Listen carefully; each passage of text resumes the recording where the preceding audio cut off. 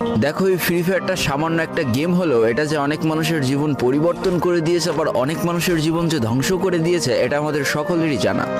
তবে সামান্য এই গেমটা যে গোটা একটা পরিবারকে আবার নতুন করে জীবন দান করবে, এটা আসলে সকলের অজানা ছিল। হ্যাঁ বন্ধুরা, আজকের গল্পটি এমনই একটা পরিবারকে নিয়ে যারা এই ফ্রি ফায়ার গেমটাকে একেবারেই সহ্য করতে পারতো না, বরং তাদের সন্তান যখন এই গেমটা খেলতো তারা আরও উল্টো বকাবকি করতো।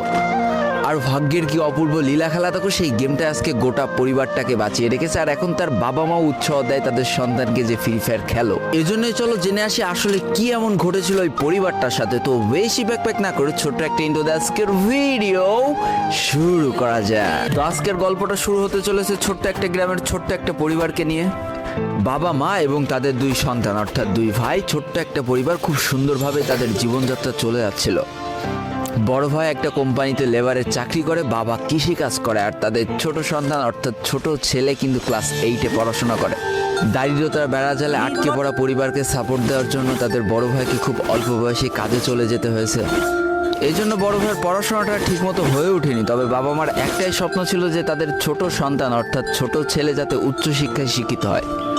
এই জন্য বাবা কৃষিকাজ করলেও সারাদিন মাঠে তুমুল কষ্ট করে এসে বাসায় যখন এসে দেখতো তাদের ছোট সন্তান পড়াশোনা করতেছে, সমস্ত কষ্ট এক চান্সে দূর হয়ে যেত। আর তাদের ছোট সন্তান পরিবারের অভাব দেখতে দেখতে বড় হচ্ছে, তো তাই সে একটা সময় ঠিক করেই ফেলে যে তাকে অনেক বড় হতে হবে, লেখাপড়া করে অনেক বড় মানুষের মতো মানুষ হতে হবে। আর ঠিক এমনটাই হতে থাকে। তাদের ছোট ছেলে খুব ভালো রেজাল্টও করতে থাকে, প্রত্যেক ক্লাসে টপ হতেও থাকে। তবে তার একটা বদ অভ্যাস ছিল, সেটা হচ্ছে ফ্রি ফায়ার গেম খেলা।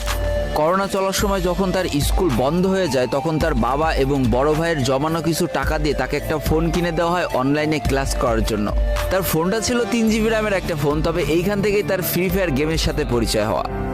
সারাদিন পড়াশোনার ফাঁকে সময় পেলেই সে ফ্রি ফায়ার গেম নিয়ে বসে পড়তো। আগে যেমন বাইরে খেলাধুলা করতো, এখন সে আর বাইরে খেলাধুলা করে না, ঘরে বসে সারাদিন ফোন টিপে আর ফোনে গেম খেলে। এদিকে তার বাবা মা যখন ফ্রি ফায়ার গেম খেলা দেখতো তখন প্রচণ্ড পরিমাণ রেগে যেত, এমনকি মারধর পর্যন্ত করতো যে তুই এই গেম খেলা বাদ দিয়ে দে। তবে তাদের ছোট ছেলে যতই বাবা মার বাধ্য সন্তান হোক না কেন, ফ্রি ফায়ার গেমটা ছাড়তে সে একেবারে নারাজ।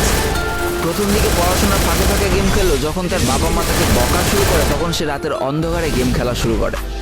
তবে বন্ধুরা বলে রাখা ভালো, সে কিন্তু তার পড়াশোনা একেবারেই ঠিক রেখেছিল, অর্থাৎ গেমের কোনো কালো ছায়া পড়াশোনার উপরে কোনোদিনই সে পড়তে দেয়নি, যার কারণে তার রেজাল্টও মোটামুটি ভালোই হতো। এতদিন পর্যন্ত পরিবারের সবকিছু ঠিকঠাকই ছিল। এবার আস্তে আস্তে পরিবারটা একটু একটু করে ভাঙতে শুরু করবে। পরিবারের সকলের সম্মতিতে পরিবারের বড় ছেলের সাথে পাশের গ্রামের একটা মেয়ের বিবাহ সম্পন্ন করা হয়।